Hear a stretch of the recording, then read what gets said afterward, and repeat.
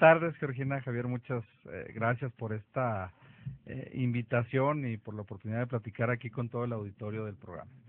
Bueno, antes de entrar con la plática, Ricardo, tenemos que hacer un comentario. Es necesario hacer el comentario sobre el deceso de Hugo Chávez. Hugo Chávez, ya fue oficial. Bueno, se hablaba que se comentaba y se rumoraba que había fallecido ya hacía algunos días o semanas, que inclusive que lo habían trasladado de Cuba hacia Venezuela ya en estado de vegetación, con una muerte cerebral. Así se había estado manejando, tal vez por la misma oposición, pero bueno, sí había una falta de información y el día de hoy se hace oficial que Hugo Chávez muere, y por lo que entiendo la Constitución venezolana indica que en 30 días tienen que tener elección, una elección donde habrá que ver si Capriles logra finalmente ganar o se queda el mismo régimen actual. Y luego, como decías tú, dentro de su enfermedad, que luego se desaparecía por semanas por su tratamiento. Recordemos que hace como un mes y medio se dijo que ya había fallecido, y todo esto dentro de una cortina de humo, nada transparente, lo que permitió ilegalidades, decías tú, ¿no? Bueno, según mi opinión, Hugo Chávez, a pesar de que hay hubo una decisión, una resolución de la Suprema Corte de Justicia de Venezuela, en el que el argumento usado para avalar que no se presentara el 10 de enero pasado a tomar posesión como presidente de la República era que había continuidad en las funciones. Pero a mí me parece que eso que fue un acto violatorio de la Constitución, porque pues si una sociedad elige, hay una votación y elige a fulano de tal, bueno, ese tiene que presentarse personalmente a tomar el cargo, a tomar protesta. Y si no lo tomara, entonces la Constitución casi, pues yo no conozco algún caso que no lo contemple así. Bueno, pues tiene un procedimiento para sustituir a quien no se presentara a la toma de posesión, y creo que en este caso el vicepresidente tendría que haber tomado posesión del cargo y provisionalmente, y convocar a elecciones en 30 días, como ahora se tendrá que hacer, y pues será una elección muy controversial, y quién sabe qué tan conflictiva vaya a ser el proceso electoral. Recordemos que Venezuela es un estado polarizado, casi por mitad. La elección pasada quedaron 46% Capriles y 52 por ahí Hugo Chávez. Entonces, bueno, es prácticamente es 1,000,000 y fracción de diferencia en votos, que habrá que ver ahora sin el liderazgo de Hugo Chávez, a ver cómo se comporta el electorado. Sí, y ojalá que no haya fuerzas ajenas ahí que estén intentando participar en el proceso electoral. Que no, pues las va a haber, siempre. No, ojalá, es que lo que se está jugar en Venezuela es un país con petróleo. Y con influencia en toda Sudamérica. Exactamente, en la acuerdos política comerciales, financieros. De izquierda. Entonces, principalmente el tema económico, la importancia que tiene el petróleo venezolano para la economía mundial y lo que puede afectar también a la economía americana. Obviamente hay un interés, y la comunidad internacional va a estar observando, y las grandes potencias pues van a estar pendientes y tal vez influyendo, tratando de influir en lo que suceda al interior de Venezuela, como lo han venido haciendo. Eso es parte de la historia, no nada más de Venezuela, sino de muchos de los países del continente. Así es. Bueno, Ricardo Bon Salmón, yo quisiera en esta plática pasar luego de lo general a lo particular, ¿no? Por ejemplo, la pregunta obligada: ¿por qué aspiras a la alcaldía? Y luego de ahí separar renglones, espacios de cómo reaccionarías en cierta situación. Es decir, por ejemplo, ahora con lo de los vendedores ambulantes, ¿por qué no platicar en el caso de Clara Armendáriz, de esta Carla Herrera, es decir, cuestión de género, ¿no? Pero vamos a lo general, ¿no, Ricardo? ¿Por qué te gustaría? ¿Qué ves? Mira, ¿Cómo ves? por una razón muy sencilla, yo de origen no soy político, por lo menos como se entiende Sí. normalmente, creo que todos en el fondo somos políticos, Sí. hasta en la casa hay que llevarse muy bien con la esposa para poder... O muy mal. O muy mal, o en la empresa hay que saber cómo establecer las relaciones, pero como lo entendemos todos de manera común, no soy de origen político, soy alguien que trabaja en la iniciativa privada, me preparo, soy un joven como muchos de este país, pero siempre con el hambre, con la inquietud de poder participar para cambiar nuestro país, para ver que las cosas funcionen como creemos que deben de funcionar, viendo todos los recursos, todo lo que tenemos, en su gente, en su cultura, en su historia, en toda la gran riqueza que tiene México, y creo que vengo de una generación de alguna manera frustrada en ver cómo no avanza nuestro país como quisiéramos y debería de ser, y además teniendo a este vecino del norte que debería de indicar lo contrario, ¿no? Que La deberíamos de generación estar en muy, crisis. muy sumamente ligados al desarrollo económico que ellos tienen, pero a veces ha parecido que es al contrario. Cuando ellos tienen un problemita económico, a nosotros nos lo recargan, pero Sí. completo. Entonces, vengo de una generación de jóvenes que quieren ver diferente a nuestro país y por eso decido participar en política. Decido para aspirando a ocupar puestos, lugares donde se pueda finalmente hacer esos cambios, dejar huella en la sociedad. Y la política, y sobre todo la presidencia municipal, yo aquí nací en Chihuahua, he vivido prácticamente toda mi vida, con excepción de 2 años, en diferente época que salí a estudiar al extranjero, pero mi formación académica aquí la tuve en Chihuahua, aquí vive mi familia, aquí son mis hijos, espero que aquí vivan mis hijos por siempre, ojalá no decidan irse, nos dolería mucho a mi esposa y a mí, pero obviamente pues es una decisión de ellos, pero espero poder ver a un país y un Chihuahua diferente, con mayor prosperidad. No estamos mal, también hay que decirlo, creo que como municipio es un municipio que ha tenido de alguna manera un avance desde su urbanización más o menos ordenada, pero en comparación con otras ciudades con una buena planeación. En su actividad económica también, bueno, hemos sido un municipio regularmente aceptable. Entonces, tal vez en todo podemos decir que hemos sido regularmente buenos, pero podríamos ser mucho mejores. Regularmente muy buenos. Regularmente muy buenos. Entonces, a eso aspiro a poder estar en una posición de influir y permear una visión no del interés político nada más cuando entramos esto no lo hice pensando en que el nombre de Ricardo Bonek tiene que trascender, sino las acciones que Ricardo Bonek con el grupo de personas y gente que acompañe en cualquier proyecto podamos dejar. Es con esa visión, con la visión de dejar huella, pero dejar una huella en beneficio de la sociedad. Oye, te manda saludos Luis Rubén Maldonado. Un saludo a mi querido amigo. Te manda a ti, dice que es la patrona de la radio.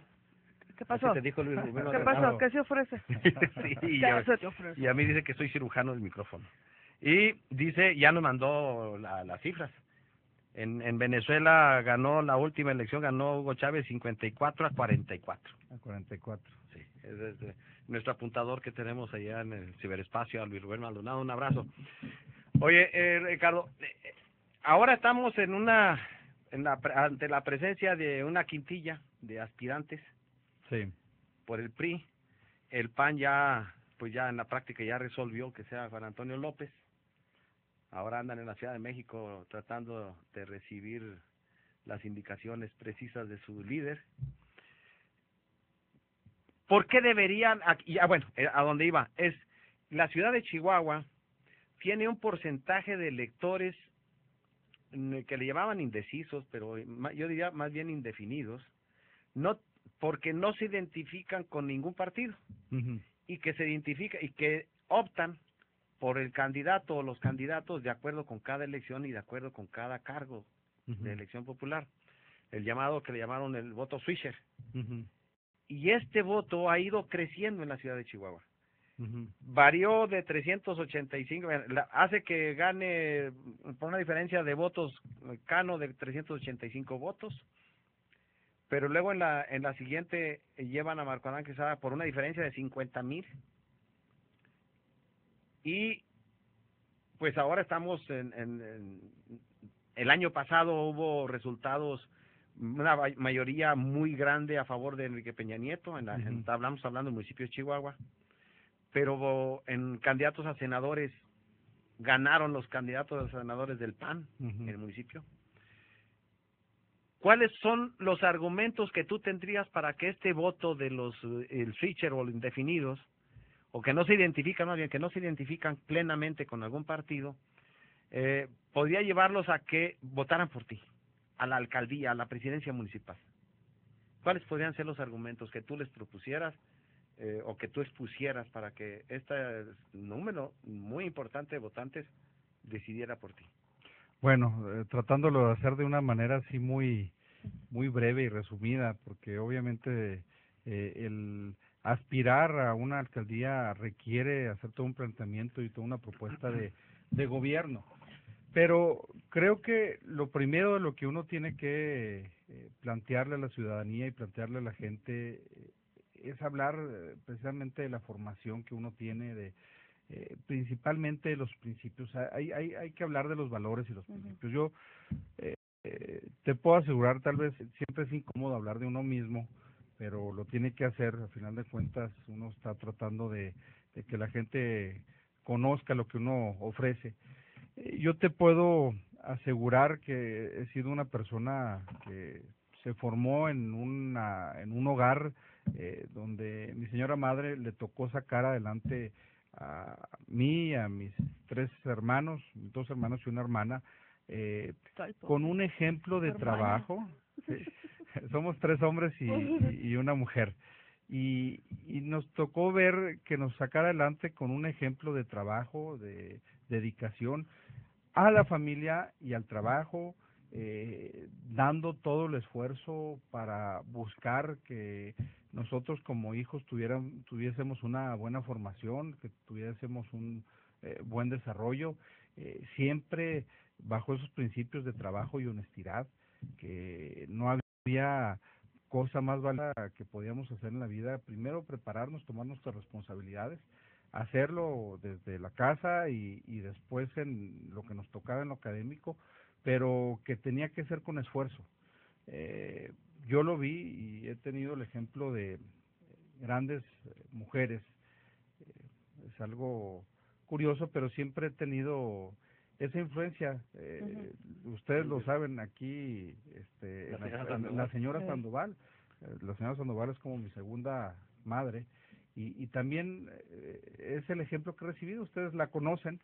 Es también una mujer totalmente para quienes nos escuchan y que no saben, es la gerenta del grupo de radio donde me tocó crecer. Y bueno, esos son los principios con los que yo crecí. Yo saqué mi universidad, mis estudios de una manera muy responsable. De las empresas o de los negocios de la familia tuve que hacerme cargo desde la universidad.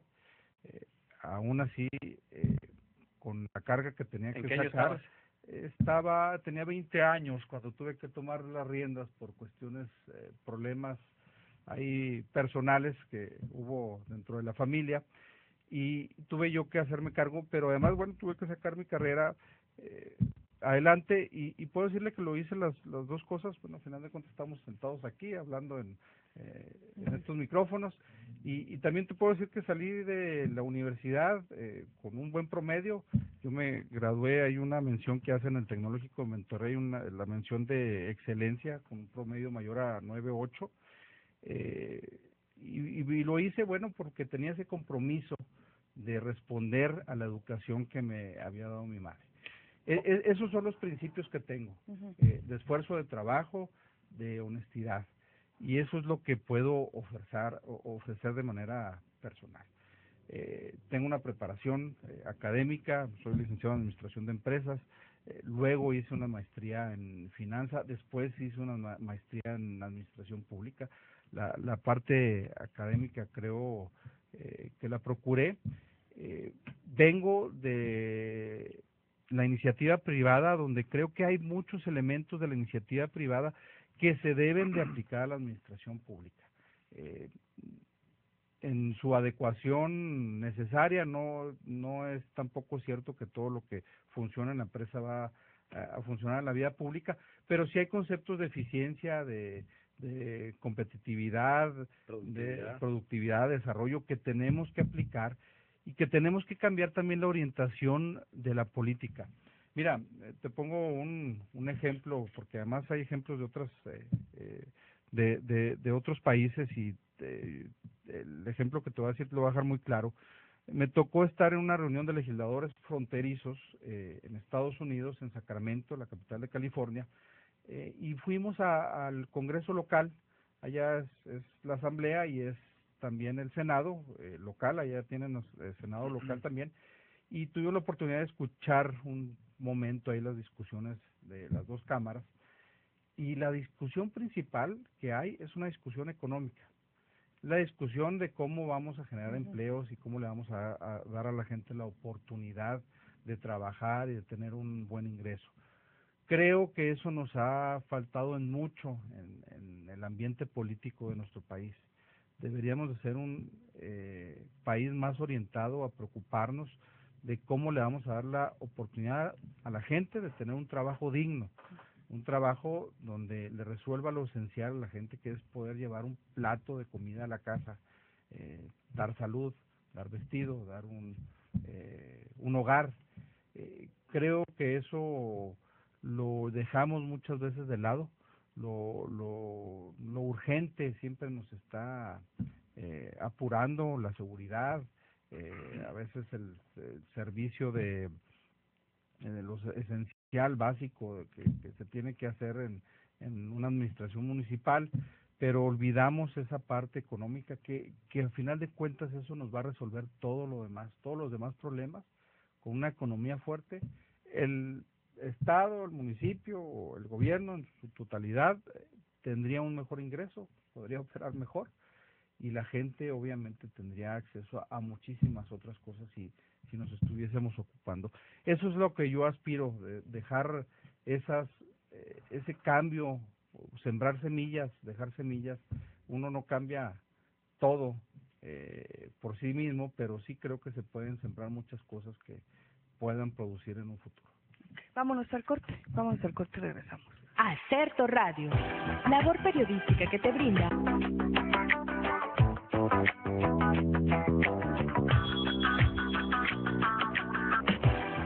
Gracias por continuar con nosotros. Mire, si nos acaba de sintonizar, estamos platicando con Ricardo Van, diputado, y en esta ocasión la intención de la plática es explorar, Ricardo, ver por qué quieres ser presidente de la alcaldía, del municipio, y sobre todo, antes de ir al corte, bueno, decíamos que a grandes rasgos nos comentaras por qué aspirabas a ello, y luego después a lo concreto, hablabas de algo muy interesante, valores, principios. Sin embargo, ahora vemos cómo decirlo, se han ido modificando esos, lo que antes se llamaba valores de qué manera. Por ejemplo, es citar un ejemplo, voy a usar una figura, que la familia ahora antes era por papá, mamá, hijitos, y el perro, ¿sí? Luego vemos que la familia, los hijos dentro del matrimonio. Sin embargo, vamos evolucionando, vamos cambiando, y hoy por hoy las familias están en un 50-40% conformadas solamente por mamá, mucha madre soltera, sí, mucha mamá sola, Con la abuela en casa. con la abuela en casa y en el mejor de los casos, ¿verdad? Y todo eso a veces se etiqueta como que, en su momento, en aquel entonces era secretaria de Educación Lupita Chacón. Guadalupe Chacón, que las calificó, fíjate bien, de familias disfuncionales. Disfuncionales en aquel entonces, porque no estaba el papá, sí. Y bueno, ya hubo en su momento reclamos, se les hizo un tanto peyorativo esa expresión. A lo que voy a hacer lo siguiente, son minorías, por ejemplo, estas familias disfuncionales, ¿no? Que no estoy de acuerdo tampoco. Pongo de ejemplo a esta niña Clara Armendáriz, la jovencita que abandonara a la niña en la iglesia. Oye, qué pobre niña, casi la crucifican ahora en estos días santos, ¿no? ¿Y por qué? Por falta de valores. Y luego vemos, recordemos meses atrás, el caso de Carla Herrera, que no se supo manejar en base a lo legal, tanto el uno como lo otro, no se ve. En esas situaciones, en esos casos de minorías, Ricardo, ¿qué hacemos?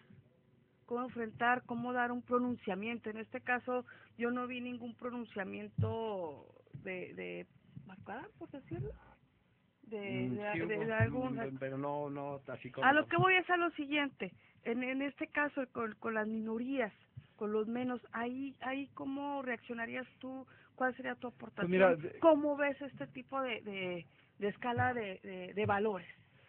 Tenemos que partir de la base del respeto. Creo que debe haber un respeto hacia todas las personas, no por ser una minoría deja de ser un ser humano con necesidades como todos y con una ciencia muy valiosa en sí mismo.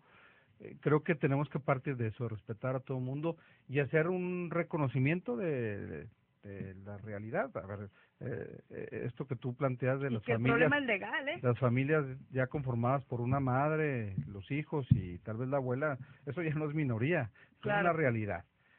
Yo diría que tenemos que adaptar las políticas públicas. Exacto. Y tenemos que adaptar a las circunstancias que estamos viviendo. No por ello, yo en lo personal creo que tenemos que volver a aspirar a regresar a la familia tradicional. Los niños, y pensando en los niños, y pensando en la conformación de la sociedad, yo creo que tenemos que darle la oportunidad a los niños de tener, en lo general, un padre y una madre. Porque en la formación de todos creo que es importantísimo. Yo no tuve padre en mi formación, en mi crecimiento, y te puedo decir que me hizo falta. O sea, si cuando lo analizo y lo pienso, pues también me hizo mucha falta, y creo que pudo haber sido diferente, y eso no se lo debemos de negar a ningún niño. Obviamente, bueno, la sociedad ha cambiado y la dinámica en la que nos hemos incrustado por las circunstancias económicas, donde la mujer tiene que tomar otro papel en la casa, porque es la que encuentra la oportunidad para trabajar, y luego el hombre encuentra tal vez menos oportunidad, la explicación que haya generó que la mujer tuviera que tomar otro rol en la sociedad, y que esto, al final de cuentas, tal vez el hombre no lo comprendió como lo debió haber comprendido. No se tuvo el compromiso en los matrimonios, y ahora tenemos una realidad. Esa realidad hay que atenderla, hay que reconocer que la familia ahora está conformada de otra manera, aspirar a regresar a lo que teníamos, pero en el otro tema, en lo que se refiere a las minorías, creo que a todos tienen que tener un espacio en la atención de los gobiernos. Todo el mundo tiene que tener una atención especial, y debemos de partir de eso, del respeto que se merece la gente. Y partir de lo legal, ¿no, Ricardo? Porque luego mezclamos lo legal con los valores y lo religioso, y ahí es donde luego se pueden cometer errores. Básicamente, rescato el de Carla Herrera. Recordemos hacia grandes rasgos, dos mujeres que contraen matrimonio y no son aceptadas en sociedad. Sin embargo, el matrimonio es legal y ahí va todos tras de ella a lapidar. ahí es donde se debe respetar todo lo legal y no empezar a mezclar esta escala de valores, sino actuar con apego a la ley. No, totalmente de acuerdo. Lo primero que tenemos que hacer es respetar la ley, pero esas leyes también deben de tener un origen en ciertos valores y principios. Pero una vez que están, como se hayan establecido, bueno, hay que respetarlas y ejercerlas.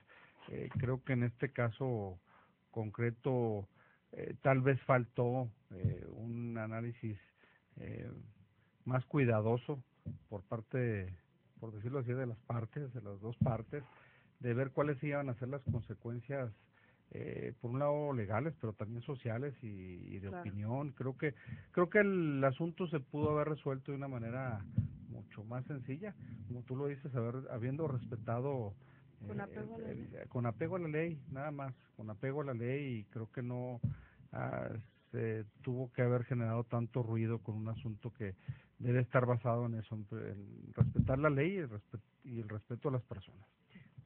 Oye, Ricardo, desde tu óptica, ¿qué le hace falta a Chihuahua? ¿Qué le hace a la ciudad, al municipio de Chihuahua? ¿Qué es lo que tendría que acometer el próximo gobierno, independientemente de que lo encabezaras tú o no? Mira, en el tema de urbanismo, porque es mucho de lo que requiere hacer una administración municipal, necesitamos ir modificando la manera en que está creciendo la ciudad. La ciudad tiene que ser más densa, no en una densidad exagerada como pudiese tener tal vez la Ciudad de México u otras grandes ciudades, porque también tienen sus problemas, pero sí actualmente viven alrededor de 100 habitantes por hectárea en la ciudad. Deberíamos de estar aspirando a tener 200. ¿Por qué? Por la razón muy sencilla que entre menos densa es más cara administrar una ciudad. El llevar seguridad, el tener policías que puedan trasladarse rápidamente a toda la mancha urbana es complicado. Es mucho el costo que se tiene que tener en elementos de la policía, el atender las vialidades, el atender los parques, el mantener las luminarias, todo eso representa un gran costo para la ciudad. Tenemos que cambiar la cultura y pensar en tener más desarrollo vertical. Eso se tiene que fomentar desde la autorización de condominios, la reglamentación y empezar a trabajar en crear otra cultura. Eso en el desarrollo urbano y sobre todo también el respeto a la planeación. Luego yo he escuchado mucha crítica que Chihuahua no tiene una planeación. Realmente sí la tiene, hay un plan de desarrollo municipal. El problema es que, y a mí me tocó como regidor verlo, hay siempre la tentación cuando los poderes económicos o los intereses económicos entran en juego, bueno, hay mucha tentación de estar cambiando ese plan de desarrollo municipal. Claro, porque cambian muchas cosas ahí, económicas. Hay que respetar, como lo decíamos ahorita, el plan, ya son las reglas en las que se puede crecer la ciudad. Quien compra un terreno con la pretensión de hacer vivienda donde dice el plan que no va a haber vivienda, bueno, es un riesgo que corrió o una decisión que tomó, pero de ninguna manera se debe de cambiar ese plan. Si no hay una justificación real de fondo, no debe de cambiar. Me tocó a mí vivir en el ayuntamiento cuando se quería hacer un desarrollo llamado Rancho en Medio, precisamente allá por donde está el C4, las ferias de Santa Rita, pero muy al norte. Sí, pero no, todavía... La salida de Aldama todavía por sí, pero rumbo. hacia el norte, de ahí hacia el norte, y muy alejado de la mancha urbana. Y se pretendía que se autorizara. Nos opusimos, fuimos firmes. Obviamente luego esas decisiones cuestan en cuanto a el jaloneo y las presiones que te hablan y te dicen, oye, ¿por qué no? Pero iba fuera totalmente de lo que los que creemos en la ciudad, de cómo se debía desarrollando, debía de ser un desarrollo totalmente fuera de orden, que le iba a traer grandes problemas a la gente, finalmente a la gente que iba a vivir ahí, porque no iba a haber escuelas de inicio, como pasan muchos de los desarrollos, no iba a haber escuelas, servicios de salud, la seguridad pública no iba a llegar porque estaba muy lejos, transporte público, una serie de problemas que se hubieran generado si hubiéramos... Agua y drenaje. Exactamente, hubiera sido algo realmente grave. Y eso creo que se tiene que tomar con mucha responsabilidad en la administración municipal. Eso por tocar el tema de urbanismo que creo. La eficiencia de los servicios, creo que tenemos que cuidar muchísimo que se hagan con mucha organización y responsabilidad, la recolección de basura. ¿Seguiría concesionada la basura? ¿Tú piensas que ese es un buen esquema? Siempre debe haber una evaluación. Sí creo que es bueno. Lo que yo no sé es si los costos son los adecuados. Es bueno porque al municipio le representa no tener una carga laboral importante, sino lo hace una empresa de manera, lo debe hacer de una manera eficiente.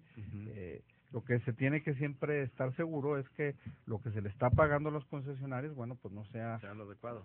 Sea adecuado, que no resulte que nos está saliendo más caro pagarle al concesionario que darlo directamente. Eso son evaluaciones financieras que se tienen que hacer de manera muy relativamente sencillas, y que eso es lo que se tiene que procurar.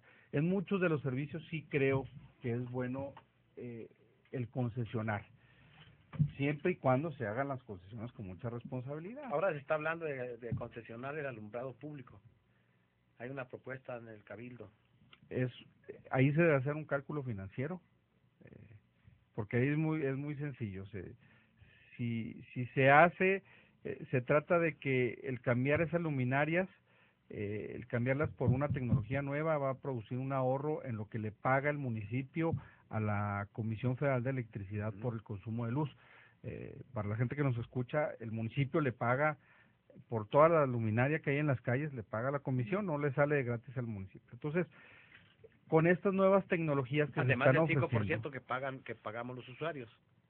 Bueno, ese 5% se le da al municipio para que el municipio pague a comisión, que no alcanza en su totalidad, pero precisamente para eso es el destino de ese recurso, para pagarle la comisión lo que nos estamos gastando de luz en la ciudad. Entonces, esto te implica un análisis muy sencillo, el decir, bueno, si yo cambio las lámparas por una tecnología nueva, eso va a producir que en el recibo mensual o bimensual que tiene que pagar el municipio va a haber un ahorro. Entonces, lo que ofrecen las empresas que concesionan es bueno, yo las pongo, pero el ahorro que tú tengas me lo voy a quedar y con eso voy a ir pagando la inversión que se hizo. Entonces, ahí el planteamiento es nomás revisar, bueno, si esa concesión debe de ser un negocio para el concesionario, pero bueno, tampoco debe de ser un negocio en exageración, porque si no le convendría mejor al municipio pedir un financiamiento directo, claro, y cambiarlas él y irle pagando el financiamiento con los ahorros. Entonces, tiene que haber un análisis financiero transparente para la ciudadanía, donde se vea que va a haber un beneficio al haberlo hecho a través de un tercero, que siempre lo hay si se maneja adecuadamente. Agustín Flores, saludos al buen amigo Ricardo Bon. Un saludo a nuestro querido amigo Agustín. Y Gustavo Quesada, licenciado Bon, soy una persona muy agradecida con el apoyo que me ha brindado para poder fomentar el deporte en la capital. Quiero decirle que donde usted decida participar dentro de la política, yo desinteresadamente me uno a su equipo. Gracias, Gustavo. Gustavo es un promotor